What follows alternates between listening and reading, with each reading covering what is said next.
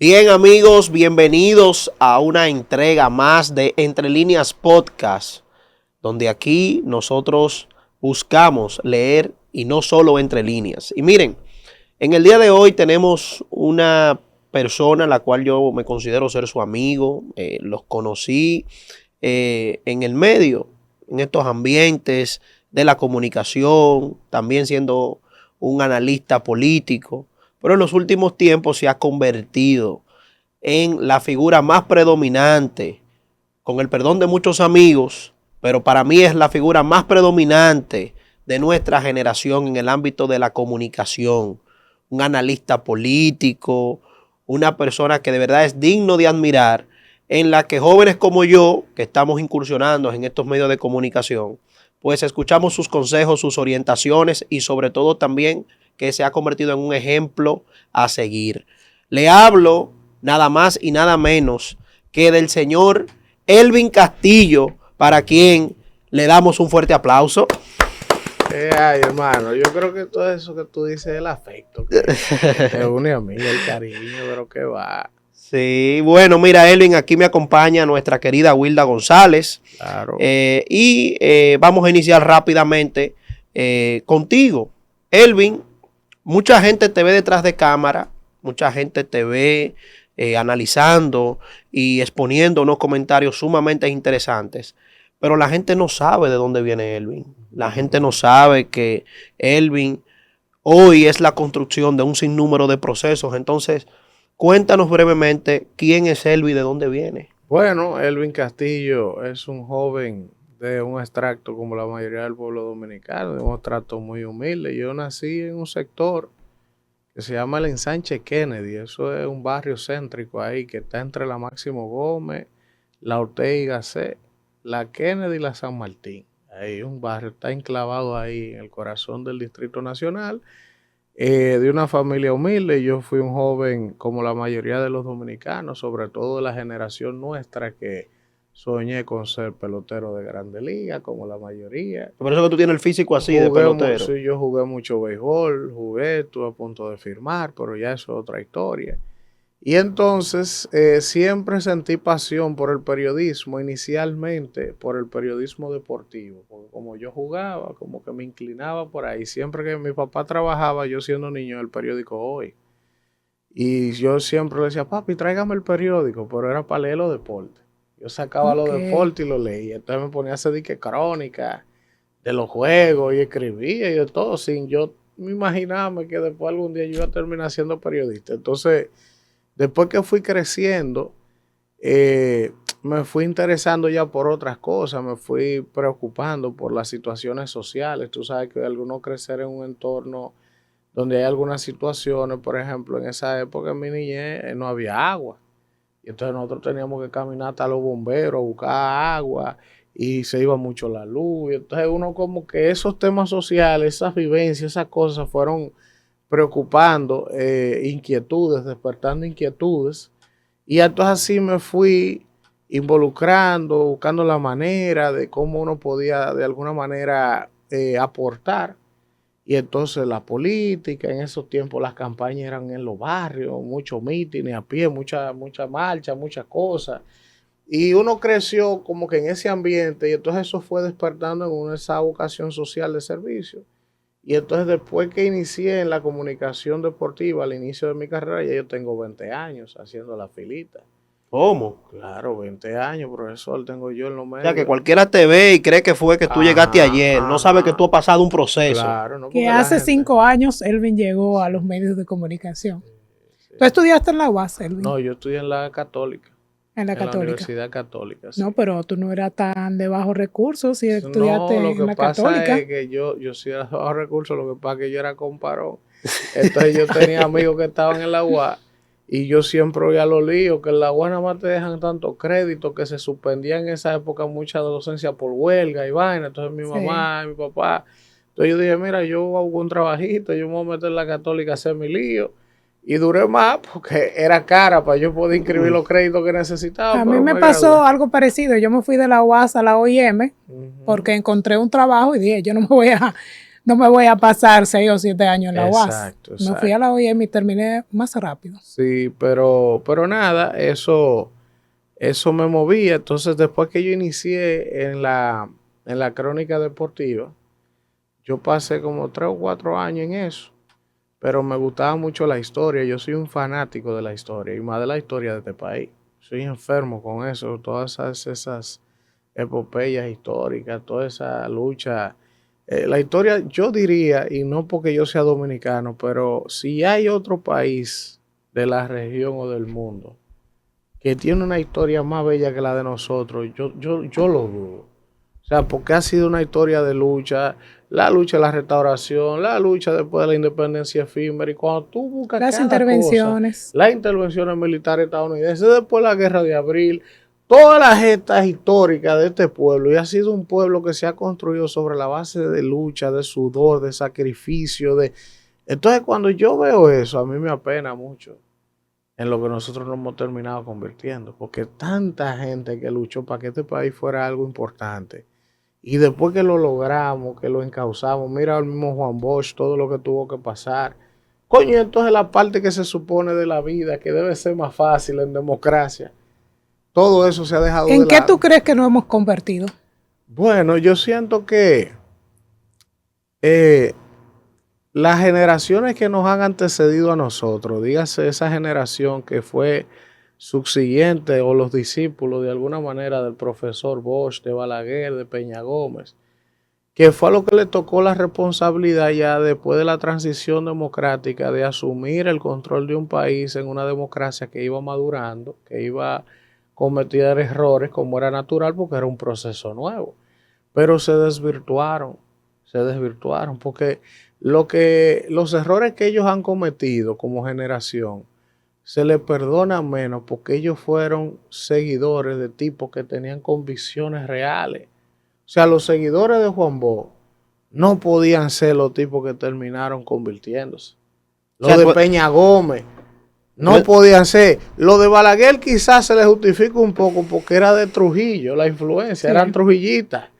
Eran unos tipos que siempre tuvieron el poder y que todo lo que querían o lo arrebataban o lo quitaban. Ya en el caso de los reformistas, tú lo excusas un poco por la escuela de pensamiento de la que ellos venían. Pero los seguidores de Peña Gómez y los seguidores de Juan Bosch no podían terminar convirtiéndose en lo que se convirtieron. ¿Tú entiendes que los seguidores de Juan Bosch le fallaron al país? A mí no me gusta ser absolutista, porque si tú ves el país avanzó.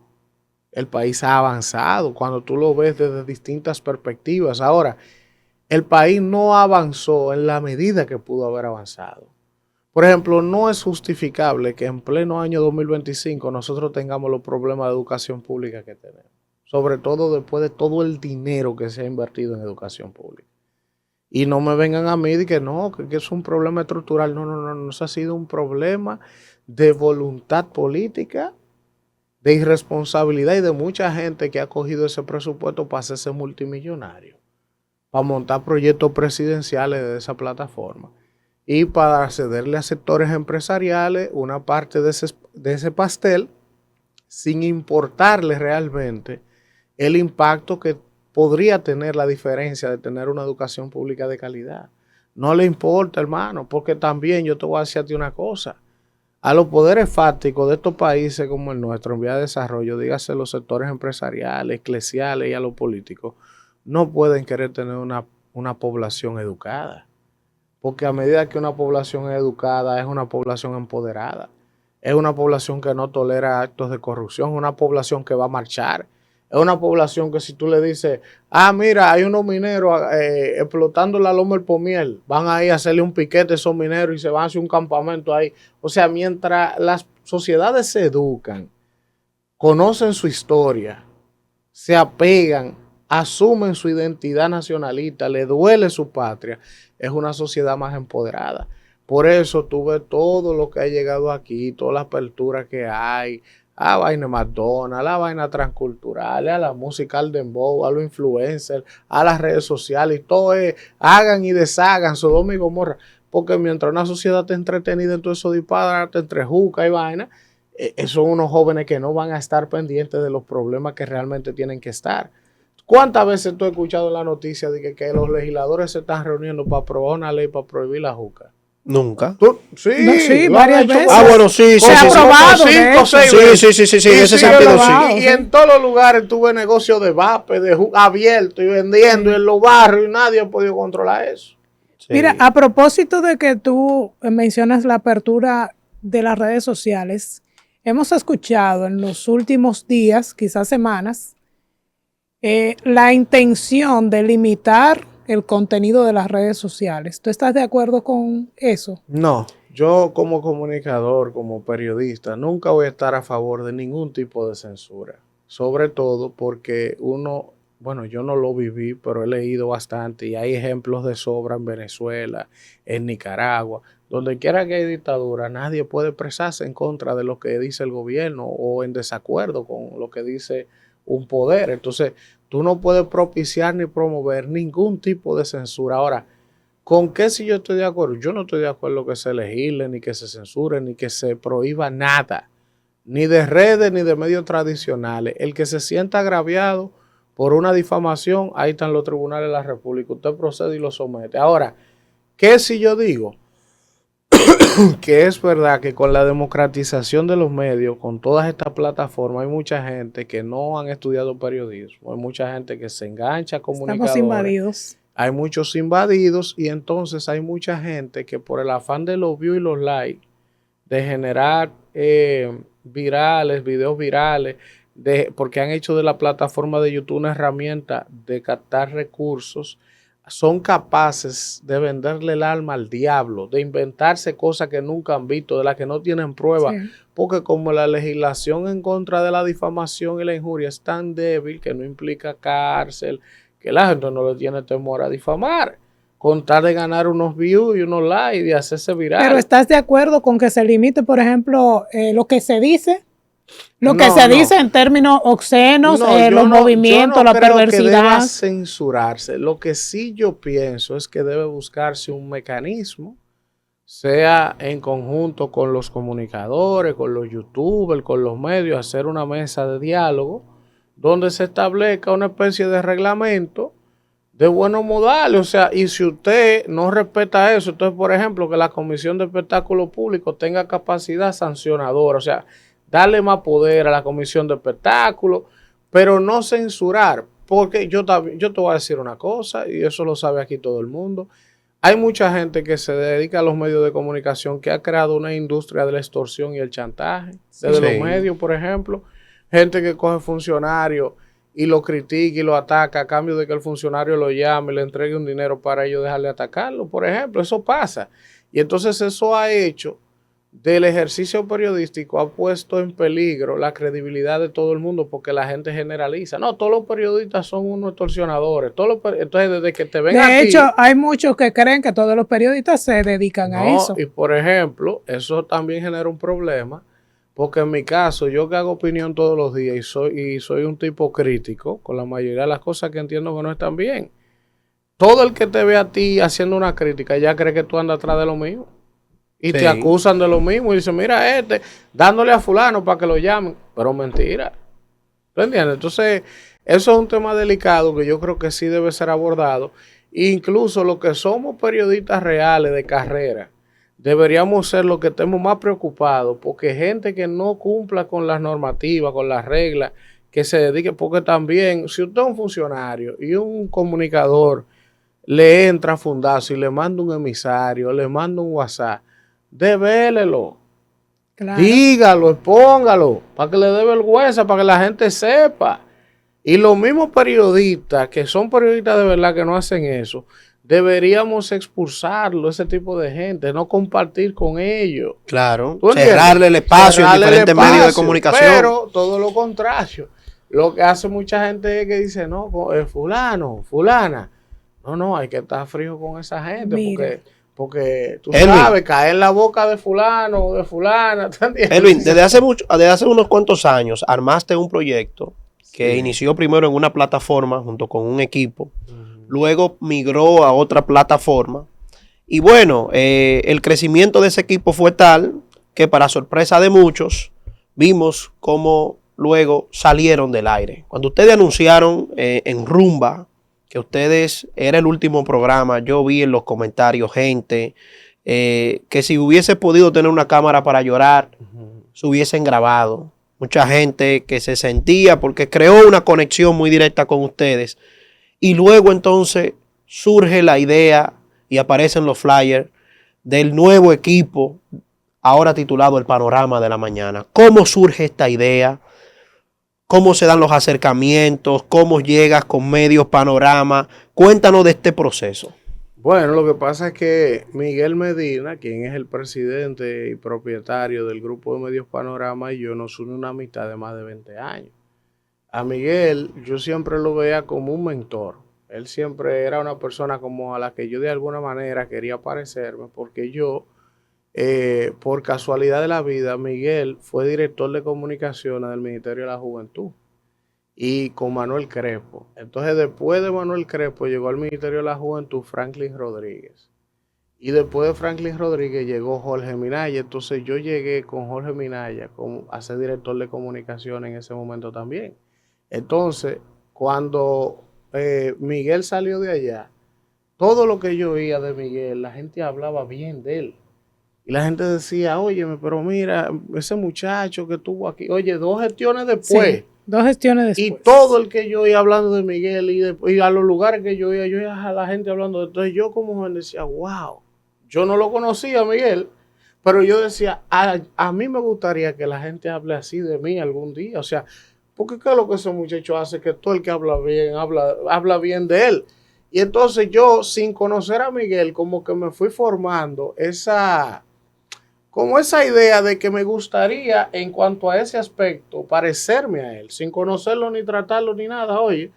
Y después, años después, la vida nos colocó en un espacio donde coincidimos y ya tú sabes, yo le externé todo eso. Y fuimos haciendo una amistad que ya tiene casi 20 años conociéndonos en distintos escenarios. Entonces, como Miguel también era del área de la comunicación, por mucho tiempo fue vocero de varias instituciones. Entonces después yo iba consultándole cosas cuando yo tenía que tomar una decisión laboral, porque conocía a mucha gente. No, y él tenía mucho tiempo en los medios. Exacto, también, tenía mucho tiempo en los cámara. medios. Entonces fuimos construyendo ese vínculo. Y entonces cuando nosotros llegamos a la última plataforma donde nosotros estábamos, a RCC Media, antes de salir de allí, quien nos lleva a esa plataforma es Miguel. Porque cuando nosotros vamos a salir de Cachicha, yo le converso a él, digo, mira, estoy teniendo algunas situaciones, necesito un lugar donde ir. ¿Tú crees que puedas recomendarnos con alguien o presentarnos a algún dueño de medios, sentarnos con alguien? Y entonces ahí es que Miguel nos convoca a una reunión, nos consigue una reunión con don Antonio Espaillá. Y entonces en el marco de eso se hacen unos acuerdos y ahí que nosotros arrancamos. Entonces, ¿qué pasó? Que 3 años después de nosotros estar en RCC, Miguel viene con su proyecto, ya tenía un periódico, el periódico Panorama, había arrendado a BTV, el Canal 32, y entonces logró hacer una alianza estratégica con Simon Díaz, que tenía una emisora, que era EXA. Sí. Y entonces Simon decide entregarle la emisora a Miguel para que tenga ya el periódico, el canal y la emisora. Y hacer un 360.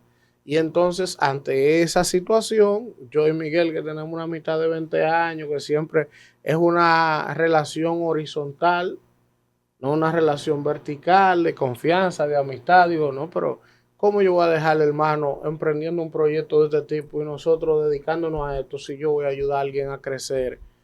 A él, si yo o sea que no hubo ningún tipo de dificultad entre Rumba y ustedes. No, nunca. Con RCC ¿Quedaron las puertas abiertas, se puede decir? De nuestra parte, sí, yo entiendo que sí. O sea, no hubo ningún problema, ninguna inconformidad, ningún incumplimiento. Simplemente un amigo, un hermano de la vida está arrancando un proyecto y ¿qué necesita? Talentos. Talentos y apoyo. Necesita talentos y apoyo. Y que dentro de esos talentos también tengo que decir que yo llego a Medios Panorama gracias a la oportunidad que Elvin y Miguel me brindan. Yo recuerdo que estaba en un supermercado y Elvin me llama casi a las 10 de la noche y me dice, profesor, quiero reunirme con usted porque Miguel y yo tenemos un proyecto que va a arrancar y queremos hablar con usted, pero le adelanto, será un un horario incómodo, pero es para que usted empiece a hacer su pinino. Le dije yo, profe, no, pues está bien. Y bueno, y gracias a esa oportunidad que me brindó Elvin y Miguel Medina, pues hoy estamos en Medio Panorama. Pero Elvin, mucha gente se cuestiona y mucha gente se pregunta, ¿cuál es la fórmula de Medios Panorama? ¿Qué es lo que Panorama de la Mañana ha hecho? Porque esta mañana precisamente estaba viendo, arrancó las 7:30 de la mañana y ya había más de 700 personas en la plataforma de YouTube. Veo que los interactivos se mantienen llamando y veo que los videos de los comentarios del panel son virales. Entonces he visto como que otros colegas de otros medios entonces han empezado ahora a ver a Medios Panorama como el medio que definitivamente han elegido a Medios Panorama como sus adversarios. Dentro de ellos está Los Foques, que te vive mencionando muchísimo. Yo no sé qué tú le has hecho a Los Foques, no sé cuál ha sido, si ustedes han tenido algún tema personal por detrás, si se encontraron en una plaza o algo, y él te dijo, pero la realidad es que hemos visto, primero, un crecimiento tan rápido de Medios Panorama, y segundo, el cómo ahora ese crecimiento viene acompañado ahora de franqueos de diferentes personas. Bueno, yo te puedo decir que si tú no quieres tener detractores, no crezcas. O sea, cualquier escenario de la vida, no solo en la comunicación. Si tú empiezas a destacarte y a crecer, tú vas a tener enemigos. La gente te va a tirar, te va a atacar, y tú, pero ¿por qué no? Porque estás creciendo. Entonces, ¿qué es lo que ha pasado? Eso es muy simple. El grupo de Medio Panorama no tiene una fórmula secreta como la de la Coca-Cola. ¿Por qué ha ido generando un impacto tan rápido en apenas 3 meses que tiene el proyecto? Primero, porque los que estamos allí, todos los talentos, los ejecutivos, los técnicos, somos una familia. Ahí no hay, bueno, tú estás allá. Claro. Tú has visto cómo es el trato para todos los programas. El equipo que está a las 5 de la mañana es igual que el que está a las 7, igual que el que está a las 7 de la noche. Y ahí hay un trato igualitario.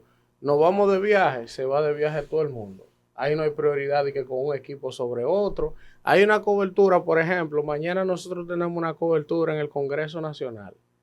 Ahí no va un solo equipo, ahí van gente de todos los equipos. Ahí se equilibra eso para que todo el mundo tenga la oportunidad. Sí. Y también el tema de que la mayoría de los que están involucrados en este proyecto no son gente que se le ha acogido con eso. O sea, Miguel tiene más de 30 años en los medios, yo tengo más de 20. Anabel Alberto tiene más de 20 años en los medios. Todo el que está ahí o tiene la experiencia. Danira tiene también sus años, que viene de Uno más Uno. Mucha gente talentosa se ha congregado, ha coincidido allí y le está poniendo ganas, porque también nosotros sabemos el reto que implica tú tratar de irrumpir con una oferta de ese tipo que de alguna manera rompe con un monopolio comunicacional que ha habido en este país por los últimos 40 años, que entre la Z y Sol. Entonces tú irrumpir en ese nicho, a tratar de competir, a hacer algo con calidad, pues evidentemente es un reto, y por eso todo el mundo da el extra, todo el mundo pone las mejores de las ganas, pero eso también genera escozor, porque para quienes están establecidos, eso es una frecura. O sea, para Los Foques es una frecura. Yo no me quiero referir a esa persona. Es que no compiten en el tipo de contenido que hace. El tipo de público de él no es el tipo de público de nosotros, el público objetivo. Yo de verdad que no sé las motivaciones que él tenga para haber estado haciendo lo que ha hecho. Yo todo lo contrario, yo hacia él lo que de alguna manera incluso tengo admiración, porque él es un joven que viene de un extracto muy humilde, quizás sin haber cursado la mayor cantidad de estudios académicos, y es un tipo que ha mostrado tener olfato y habilidad para los negocios y se ha convertido en un referente de esta sociedad.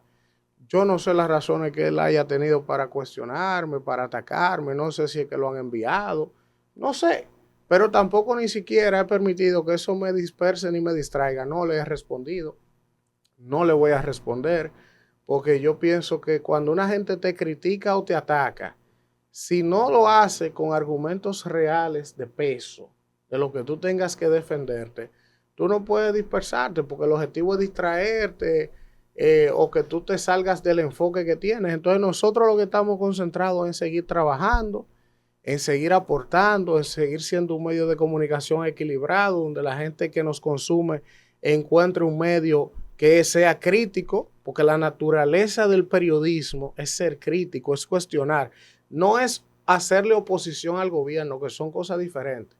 Quien tiene que hacerle oposición al gobierno son los partidos políticos de oposición. El medio lo que tiene que estar vigilante. Hay una licitación, vamos a ver si está en regla, vamos a ver quién la ganó, vamos a ver si fue justa, si fue legal, vamos a ver si están robando. Eso es lo que tiene que hacer el medio, buscar, investigar y tratar de preguntar. Entonces, al final, evidentemente, hay a funcionarios que eso les molesta, no les gusta, tienen dermatitis en la piel, son muy sensibles, pero sin embargo, esos funcionarios que hoy no les gusta que lo critiquen, llegaron al poder sobre la base de decirle ladrón a todo el mundo y de cuestionar a todo el mundo y de hacer marcha verde y de decir cosas. Pero entonces ahora ellos quieren censurar los medios, ahora ellos no quieren que nadie diga nada, ahora todo es una difamación, pero ustedes subieron sobre la base de eso. Entonces, claro. Pero eso es natural en los políticos. Cuando los políticos de todos los partidos, no solo los del gobierno ahora, cuando todos los partidos están en oposición, dicen una cosa. Y después que llegan al poder, hacen exactamente lo contrario. Así que esa es la naturaleza, lamentablemente, de y nada más hay que comparar las publicaciones a veces que hacen en las redes sociales antes y después. Exacto. Mira, con relación a eso, yo he visto que tú has asumido el discurso también con el tema de la relación USAID con el pago de algunas campañas, ¿verdad?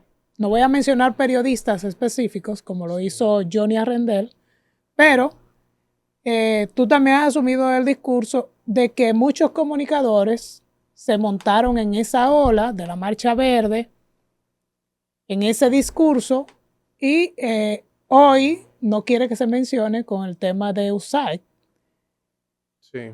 Esto porque el mismo Participación Ciudadana o la misma Participación Ciudadana ha admitido que se financiaba con dinero de la USAID y fue uno de los propulsores de Marcha Verde. Es así, mira, yo no puedo caer en la irresponsabilidad que cometió el amigo Arrendel, porque hacer una afirmación de manera directa, incluso publicando montos que supuestamente recibían los comunicadores, si usted no tiene la prueba de eso, eso es una cosa muy delicada. Eso es muy delicado. Sobre todo por de quienes se trataba también. Se trataba de figuras emblemáticas que fueron figuras de primer nivel por los últimos 40, 50 años del periodismo. Son personas que eran catedrales de la moral. Uno creció viendo a don Juan Bolívar, a Uchi, Altagracia. Los tipos más serios de este país eran esos señores. Usted le cayera bien o no le cayera bien, uno creció incluso admirando a mucha de esa gente. Uno que era estudiante de periodismo. Ahora, ¿qué es lo que yo he dicho desde el primer día que esto comenzó a salir y lo sostengo? Lo primero es que ellos se han molestado y han dicho que el PLD, que le tiene una cama, que el PLD del diablo. Yo soy PLDista. Yo lo que soy es dominicano.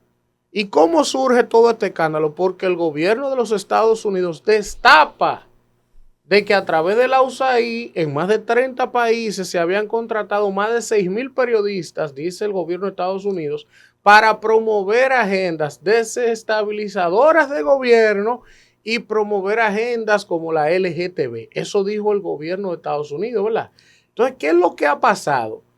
Que si le pagaron o no le pagaron, que eso estará por demostrarse, si se puede demostrar en algún momento, porque lo que dice la Biblia que no hay nada oculto debajo del cielo. En lo que eso se derime, si es cierto o no es cierto, a mí no me importa eso. A mí lo que me importa es que el pueblo dominicano, desde que el gobierno de Estados Unidos hizo esa acusación, los ubicó a ellos. O sea, la gente los señala a ellos porque todo el mundo sabe que ese grupo de personas era pro LGTB, pro haitianos, pro abortos, y esas eran las agendas y las posturas que ellos asumían públicamente en pro de esas agendas. Entonces, como el gobierno de Estados Unidos ha dicho, no, se pagaba para esto, la gente de inmediato dijo, pero era esto que le pagaban. Y lo asumió. Yo no puedo decir que ellos recibían, yo no tengo la prueba. Ahora, lo que sí yo puedo decir es que ellos todos promovían esas agendas. Entonces, esas agendas, todas son anti-República Dominicana, porque ellos son pro-haitianos, claro, porque ellos son pro-LGTB, que van contra de la construcción de la familia tradicional. Pro-aborto. Yo no puedo, pro-aborto. Entonces, yo no puedo coincidir con ellos Aunque lamentablemente eso se haya develado de esa manera. Ah, que ellos cogieron o que no cogieron, para mí es irrelevante si ellos cogieron. Ahora, lo que lo que es importante y revelador es que el gobierno de Estados Unidos ha develado eso, y a quienes todo el mundo se indica como pro LGTB desde los medios, como pro haitiano desde los medios, como pro aborto desde los medios, es a ese grupo. Elvin. Entonces, hay como que no hay mucha complicación para entender por qué que se ha desatado ese avispero. Obviamente, ellos se han defendido, que van a demandar, que eso es el PLD, porque ellos lo atacaron mucho, pero también yo digo una cosa. Entonces, Marino Zapete, un hombre serio. Uchi, un hombre serio. Amelia de Chan, una mujer seria, joven. La hija de Uchi, Diana Lora, desde que ganó Luis, Diana Lora se fue para Canadá a vivir. Amelia de Chan se fue a estudiar cine para Nueva York. Uchi Lora se retiró. Marino Zapete se retiró y Juan Bolívar se fue de embajador para Europa, para España. Oh, y entonces la lucha contra la corrupción era contra el PLD o era contra la práctica como tal de la corrupción. Ahora la gente se ha quedado esperando ese mismo grupo de paladines contra la corrupción criticar los actos de corrupción de este gobierno. Altagracia Salazar tiene un programa y a mí nunca se me olvida que Altagracia todos los días se levantaba poniendo un tuit que decía, levántense, ponía un tuit denunciando todos los casos de corrupción del gobierno del PLD, y yo estoy con ellos. Todos los corruptos del PLD, que yo digo que son pocos porque no los sometieron a todito. Sometieron 2, 3, los hermanos de Danilo, los militares de Danilo. Entonces, debieron someter más PLDistas, y yo apoyo que le quiten todo lo que se pueda demostrar que se robaron, si son PLDistas. Ahora, yo también quiero verlo a ellos haciendo lo mismo con los corruptos de este gobierno, que hay muchos. Y ellos no dicen nada. Entonces, por eso es que la gente los está cuestionando, porque la lucha no era real contra la corrupción. Y no lo digo yo. Han circulado videos todas estas semanas, y ustedes lo han visto y lo pueden buscar, del mismo Juan Bolívar Díaz dándole una entrevista a Fausto Rosario, el de Acento, admitiendo que, haciendo un cuento, que él fue a buscar un cheque de 2 millones de pesos, donde un político y salió con su cheque en la mano, y que ellos recibían fondos de USAID. Juan Bolívar diciendo eso.